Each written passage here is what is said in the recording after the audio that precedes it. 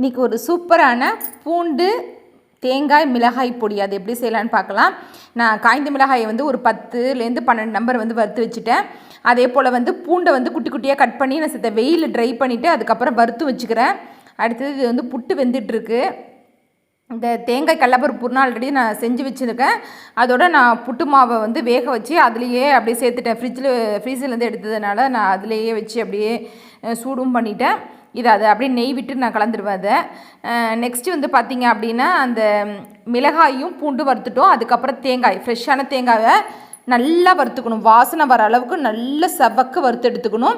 அதோடு உப்பு சேர்த்து பெருங்காயம் கொஞ்சோண்டு பெருங்காயத்தையும் வறுத்துட்டு பொடி பண்ண வேண்டியதான். சூப்பராக இருக்கும் இந்த பூண்டு தேங்காய் மிளகாய் பொடி. ஆல்ரெடி நம்ம சேனலில் இருக்குது. இப்போ பாருங்கள், நான் நெய் விட்டு அந்த புட்டையும் ரெடி பண்ணிக்கிறேன். இது எங்கள் வீட்டு நைட் டின்னருக்கு வந்து எல்லாம் ரெடி பண்ணிகிட்ருக்கேன். நம்ம நெய் விட்டு கலக்கும்போது நம்ம தொண்டையெல்லாம் அடைக்காது, நல்லா வாசனையாக சாஃப்டாக இருக்கும் புட்டு சாப்பிட்றதுக்கு. அதுக்கப்புறம் இட்லி மிளகாய் பொடியும் காலி ஆகிடுச்சு, அதையும் அரைக்க போகிறேன். அதுக்கு வந்து கட்டி பெருங்காயம் நல்லா பெருசாக 2 துண்டு எடுத்திருக்கேன்.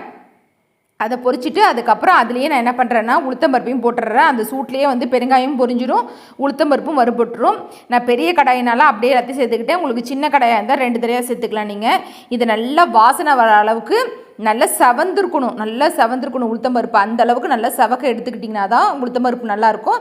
நல்லா செவந்ததுக்கப்புறம் நீங்கள் என்ன பண்ணலான்னா, அதாவது மீடியமாக வறுப்பட்டதுக்கப்புறம் அதோட மிளகாய் சேர்த்து வறுத்தோம்னா 2 ஒட்டுக்கு வறுப்பட்டுரும். உங்களுக்கு உளுத்தம்பருப்பு நல்லா வறுப்பட்டுரும். அதே போல் வந்து காய்ந்த மிளகாய் 2மே வந்து சேர்ந்து வறுப்பட்டுரும். ஒரு பாதிக்கு மேலே உளுத்தம்பருப்பு பாதி வறுப்பட்டதுக்கப்புறம் காய்ந்த மிளகாய் சேர்த்துக்குங்க.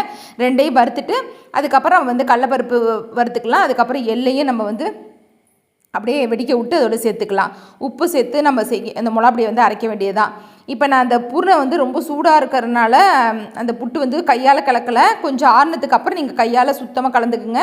உங்களுக்கு சக்கரை பத்தலை அப்படின்னா இன்னும் சக்கரை கூட நீங்கள் சேர்த்துக்கலாம் அதில்.